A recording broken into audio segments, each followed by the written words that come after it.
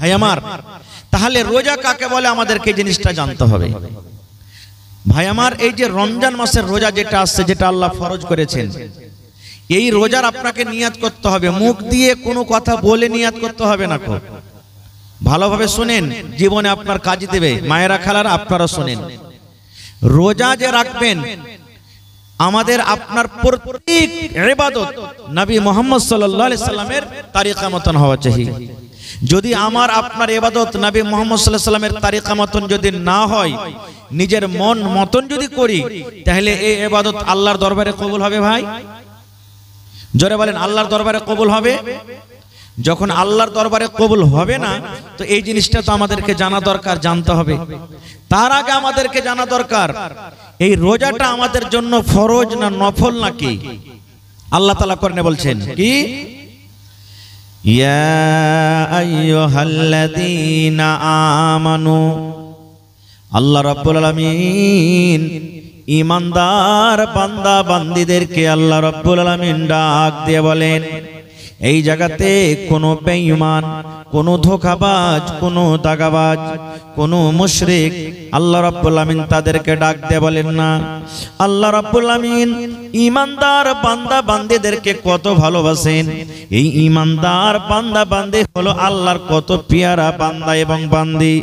আল্লাহ রাব্বুল আলামিনের তাদের প্রতি কত দয়া, আল্লাহ রাব্বুল আলামিন তাদেরকে কত ভালোবাসেন, কত মায়া করেন। আল্লাহ রাব্বুল আলামিন বলেন, এই আমার ঈমানদার বান্দী তোমরা শুনে নাও, হে ঈমানদার বান্দা বান্দী তোমরা শুনে নাও, কুতিবা আলাইকুমুস সিয়াম, আল্লাহ বলেন আমি রোজাটাকে তোমাদের প্রতি আমি আল্লাহ ফরজ করে দিয়েছি। আল্লাহ নিজে বলছেন রোজাকে আমি তোমাদের প্রতি ফরজ করে দিয়েছি। এখানে আপনারা বলবেন, হাজী মাওলানা এক মাস এত লম্বা টানা রোজা, একদিনও বাদ দিতে হবে না, এত লম্বা রোজাটা আল্লাহ দিয়েছেন, এত বড় কি জুলুম করা হয়? আল্লাহ রাব্বুল আলামিন বলেন, হে ঈমানদার বান্দা বান্দী রে, তোমরা এটা মনে মনে চিন্তা করো না যে আল্লাহ রাব্বুল আলামিন শুধু আমাদের প্রতি রোজাটাকে দিয়েছেন, শুধু আমাদেরকে রোজাটা করতে হবে। আল্লাহ বলেন, দুনিয়ার মানুষ রে, কামা কুতিবা আলাল্লাযীনা মিন ক্বাবলিকুম, তোমাদের আগে, তোমাদের নবী মুহাম্মদের আগে যত নবী দুনিয়াতে এসেছিলেন, প্রত্যেক নবীর উপরে রোজাটাকে ফরজ করে দেওয়া হয়েছে। প্রত্যেক নবীদেরকে রোজা দেওয়া হয়েছিল, ওরাও নিজের নিজের হিসাবে রোজা রেখে গেছে। হ্যাঁ, রোজা রাখার নিয়মটা হলো আলাদা। যেমন দাউদ নবীর ব্যাপারে এসেছে, দাউদ নবী রোজা রাখতেন একদিন বাদ একদিন।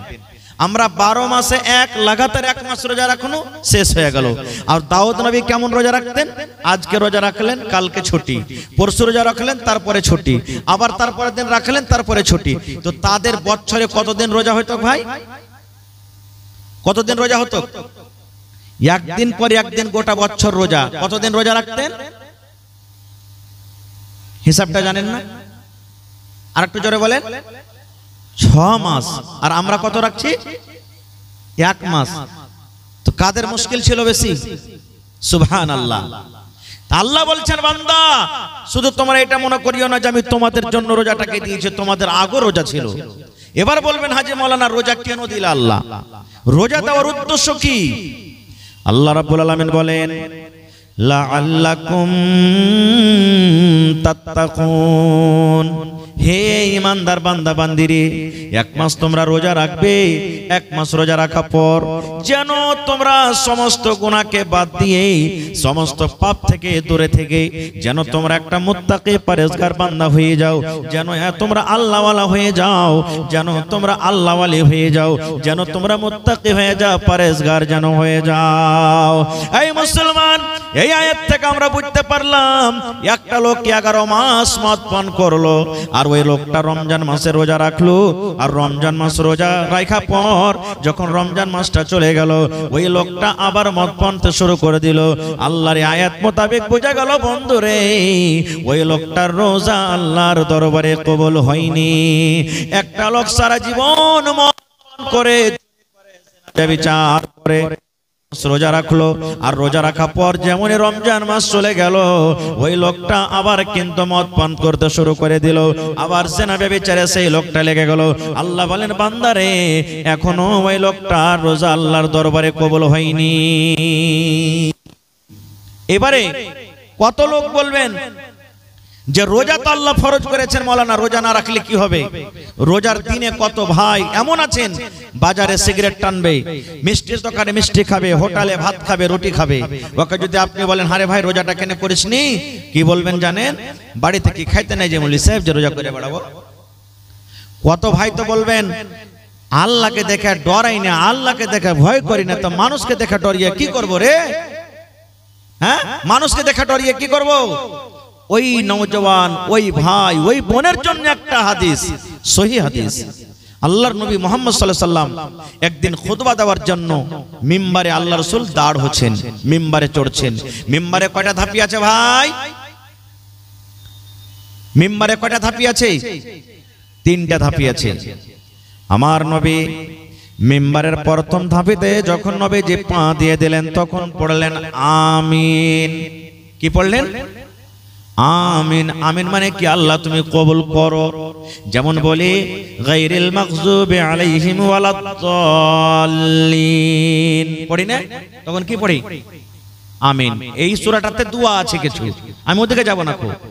প্রথম ধাপেতে নবী পা দিলেন, তখন নবীজি পড়লেন আমিন, মানে আল্লাহ তুমি কবুল করে নাও। আবার 2 নম্বর ধাপেতে যখন নবীজি পা দিলেন, তখন পড়লেন আমিন। আমিন মানে আল্লাহ তুমি কবুল করো। আবার 3 নম্বর ধাপেতে যখন পা দিলেন, তখন নবীজি পড়লেন আমিন। আমিন মানে আল্লাহ তুমি কবুল করো। কয়বার পড়লেন? জোরে বলেন। 3 বার। ভাইরাকে বলবো যদি খানি টানি থাকে ভাই, দিনের কথা শুনছেন, পায়ের তলাতে ফেলে আমার সাথে একটু কথা বলবেন। আমি যতক্ষণ থাকবো মাঝে মাঝে কথা বলতে হবে আপনাদেরকে। নবীজি কয়বার আমিন পড়লেন? 3 বার। খুতবা নামাজ হয়ে গেল। একজন সাহাবী বলছেন, ইয়া রাসূলুল্লাহ, আমিন তো তখন পড়ে যখন কেউ দোয়া করে, যেমন আল্লাহ ওর মুসিবত তুমি দূর করে দিও, তখন পড়ে আমিন। আল্লাহ উমুককে তুমি মাল দিও, তখন পড়ে আমিন। এখানে তো কেউ দোয়া করেনি, আর আপনি আমিন পড়লেন, কারণটা কি? এ আমার সেমাপুর এলাকার মায়েরা, খালারা, ভাইরা, শোনেন বন্ধুরি, কত সুন্দর হাদিস।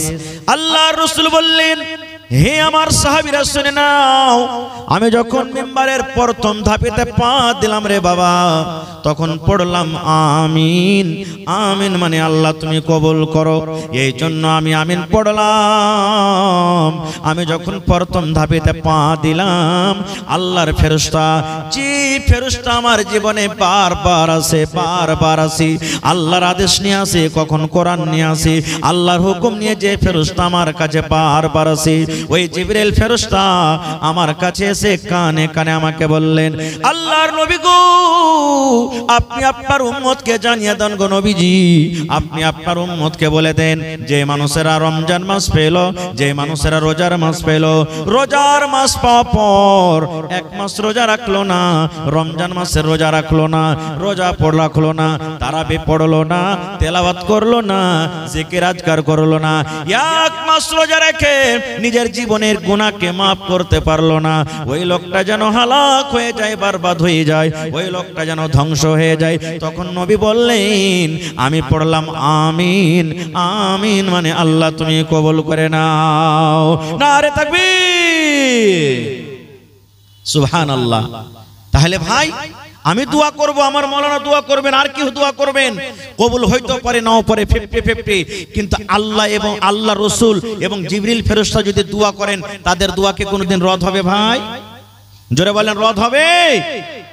নবী দোয়া করেছেন, বদদুয়া জিবরিল ফেরেশতা করেছেন, আল্লাহ যে রোজা রেখে গুনাহ মাফ করলো না, ভালো শরীর স্বাস্থ্য, হাট্টা খাট্টা শরীর, রমজান মাসে রোজা রাখলো না, রোজার মাস পার হয়ে গেল, ওই লোকটা যেন হালাক হয়ে যায়, বরবাদ হয়ে যায়। কে দোয়া করেছেন? জিবরিল, আমিন, আল্লাহ রাসূল।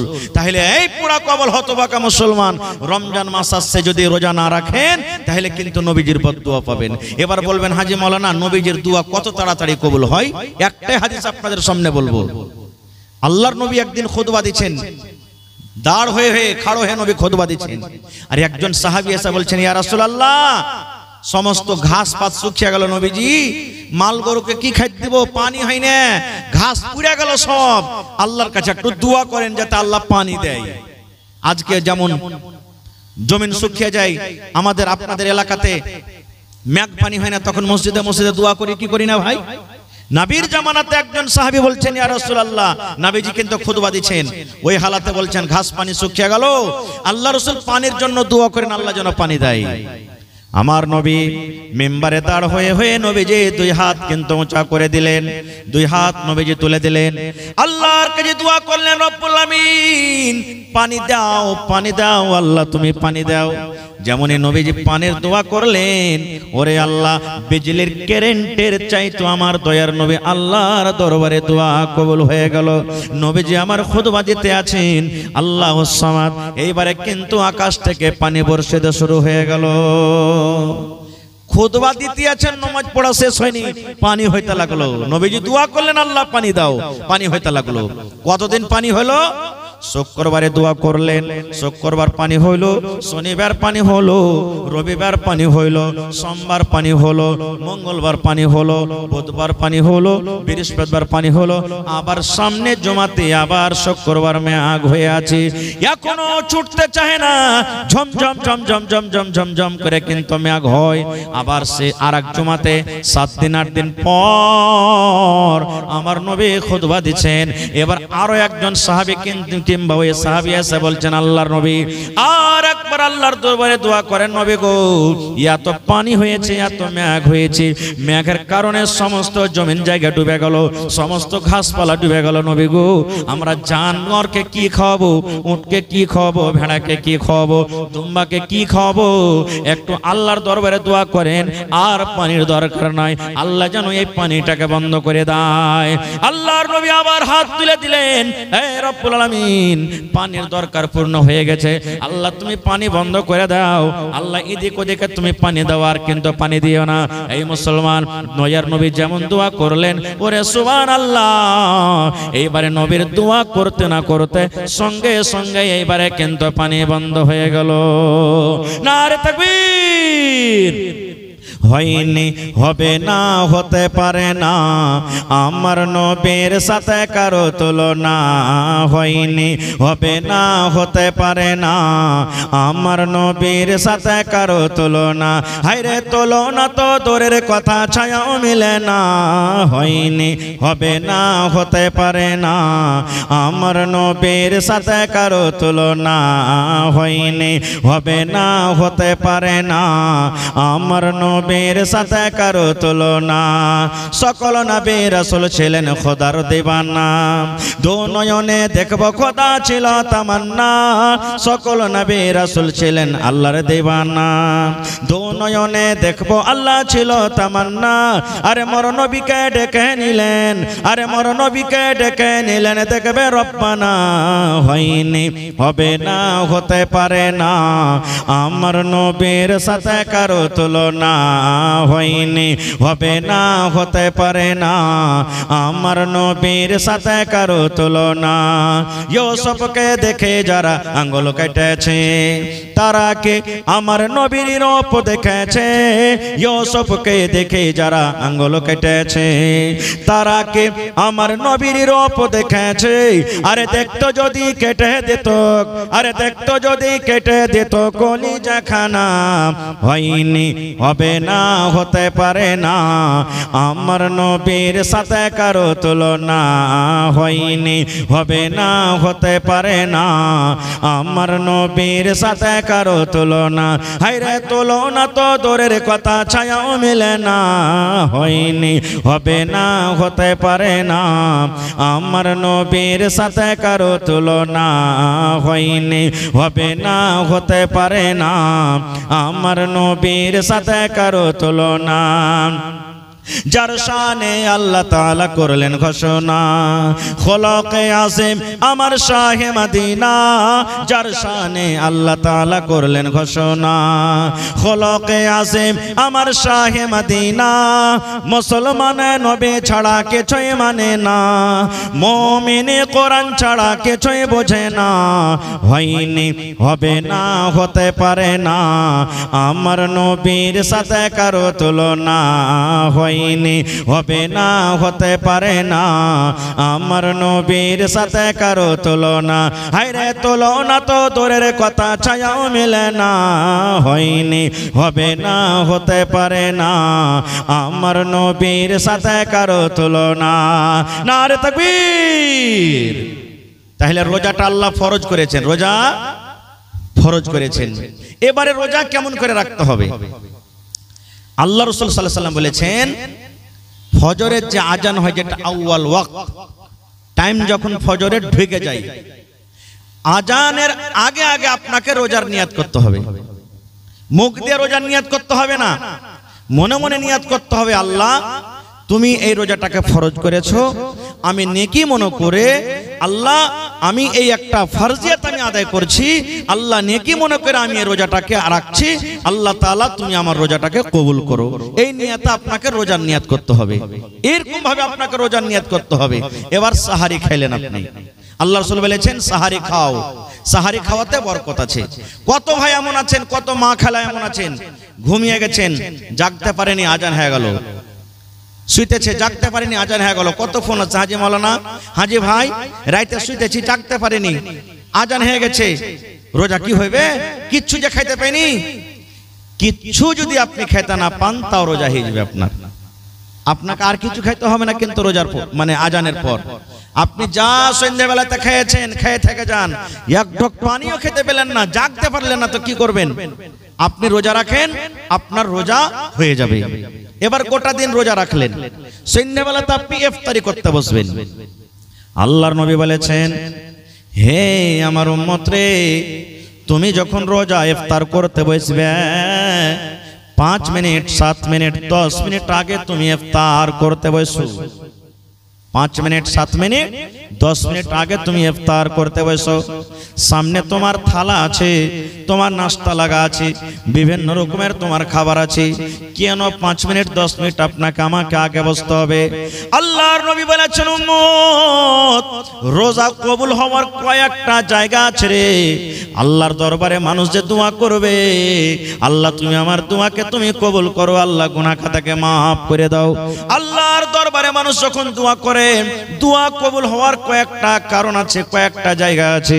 যেমন নবী বলেছেন, ঝমঝম ঝমঝম ঝমঝম করে যখন মেঘ হয়, ওই মেঘের সময়তে যদি আপনি দোয়া করেন, ওই দোয়াটা আল্লাহ রাব্বুল আমিন ওই টাইমে কবুল করবেন। এটা হলো একটা দোয়া কবুল হওয়ার সময়। আল্লাহর নবী বলেছেন, ওরে সুবহানাল্লাহ, 3 ভাগ করে রাতটা যখন 2 ভাগ কেটে যায়, ঠিক শেষ ভাগ যখন রাতটা থাকে, এখন যেমন 2 ভাগ কেটে গেছে, 1 ভাগ রাত শেষের দিকে জেগেছে, আল্লাহ রাব্বুল আমিন এই যে মাথার উপরে আকাশটা দেখতে পাওয়া যায়, এই আকাশে এসে আল্লাহ ডাক দেন, ও মুমিন বান্দা বান্দিরে, চাও আমার কাছে তোমরা কি চাইবে আমি আল্লাহ দিব। কি আমার কাছে বেটা চাইবে বেটা দিব, কি আমার কাছে বেটি চাইবে বেটি দেব, কি আমার কাছে মাল চাইবে মাল দিব রে, কি আমার কাছে মুসিবত থেকে বাঁচার দোয়া করবে আমি আল্লাহ দিব। কে আমার কাছে তোমরা কি চাইবে, আমি আল্লাহ রাব্বুল আমিন তোমাদের দোয়া কবুল করব, তোমরা আমার কাছে চাও। এই মতো একটা রাত আছে শাবে কদর, যেই রাতটা রমজান মাসে আছে, এই রমজান মাসে একটা রাত আছে শাবে কদর। আল্লাহর নবী বলেছেন, ওই শাবে কদরের রাতে যদি আপনি দোয়া করেন, আল্লাহর দরবারে যদি আপনি চাহেন, আল্লাহ রাব্বুল আমিন সেই রাতে আপনার দোয়াটাকে কবুল করবেন। আল্লাহর নবীর স্ত্রী মা আয়েশা রাদিয়াল্লাহু তাআলা আনহা বললেন, ইয়া রাসূলুল্লাহ, আমি শাবে কদর করছি, মানে শাবে কদর আমি জাগছি, আমি তেলাওয়াত তেলাওয়াত করি, আমি নামাজ পড়ি, আমি রাতটাকে তাসবিহ তাহলিল জিকির আজকারে কাটি। এবার নবী গো ওই শবে কদর যদি আমি পেয়ে যাই, শবে কদর রাতে কি দোয়াটা পড়বো নবী গো? শবে কদর আমি জাগবো তো দোয়াটা কি পড়বো? আমি দোয়া জানি না, দয়া করে আপনি দোয়াটা শিখিয়ে দেন। এই আমার ভাইয়েরা মায়েরা খালারা আপনারাও শিখালেন, মুখস্থ থাকলে আলহামদুলিল্লাহ, আর না থাকলে আপনারা শিখালেন। আল্লাহর নবীর স্ত্রী বলেন, ইয়া রাসূলুল্লাহ, যদি শবে কদর পেয়ে যাই, শবে কদর রাতটা যদি আমার ভাগ্যে আমার নসিবে থাকে, ওই রাতে কোন দোয়া পড়বো নবী গো? একটু দয়া করে বলেন। আল্লাহর নবী বললেন, আয়েশা রে, যদি তুমি শবে কদর পেয়ে যাও, এই দোয়াটা তুমি পড়বে রে আয়েশা। নবীজি শুধু আয়েশাকে শেখালছেন, কিন্তু তার জন্য নয়, কিয়ামত পর্যন্ত যত মানুষ এসেছেন, আছেন, আসবেন, সকলের জন্য কিন্তু শরীয়তে দোয়া। আল্লাহুম্মা ইন্নাকা আফুন তুহিব্বুল আফওয়া ফাফু আন্নি, এটা শবে কদর জাগার দোয়া, এটা শবে কদরে পড়ার দোয়া। আল্লাহুম্মা ইন্নাকা আফুন তুহিব্বুল আফওয়া ফাফু আন্নি, এই দোয়াটার মানে হলো আল্লাহুম্মা, এই আল্লাহ, ইন্নাকা আফুন, তুমি মাফ করনে ওয়ালা, তুমি ক্ষমা করনে ওয়ালা, তুমি গুনাহকে মাফ করনে ওয়ালা, তুহিব্বুল আফওয়া, আল্লাহ যাকে তুমি মাফ করো তাকে তুমি ভালোবাসো, আল্লাহ যাকে তুমি মাফ করো তাকে তুমি প্যার করো, আল্লাহ যাকে তুমি মাফ করো তার সাথে তুমি মোহাব্বত করো। ফাফু আন্নি, আল্লাহ আমি একটা গুনাহগার বান্দা বান্দি, তুমি আমাকে মাফ করে দাও। কত সুন্দর দোয়া! কয়টা লোক জানছে দোয়াটা ভাই? রাত জাগা না জাগা, এখন তো বড় মানুষ জাগে না। আপনাদের এলাকাতে কি আছে না আছে, শবে কদর যেদিন হইলো দেখতে পাচ্ছি ছেলে পিলা 10 বছর 12 বছর 15 বছর 14 বছর বেটা ছেলে বেটি ছেলে, ইয়ারা দেখবেন দুপুর বেলা থেকে 4 বিস্কুটের চান্দা করতে শুরু করে দিয়েছে। করে না? করছে না? করে না? হ্যাঁ, তুই 5 টাকা দে রে, তুই মুড়ি নিয়ে আসবি, তুই ডালমট নিয়ে আসবি, তুই বিস্কুট নিয়ে আসবি, আর মসজিদের এক কোণা ভর্তি করে দিলে একবারে। আর রাত কি জাগবে, হাহু করবে, আর দিনে রাইতে খালি 10 বার করে চা বানাবে, চাটা খাইতে খাইতে খাইতে খাইতে খাইতে সব রাত শেষ হয়ে গেল, রাত শেষ হয়ে গেল। এটা নিয়ম নয়।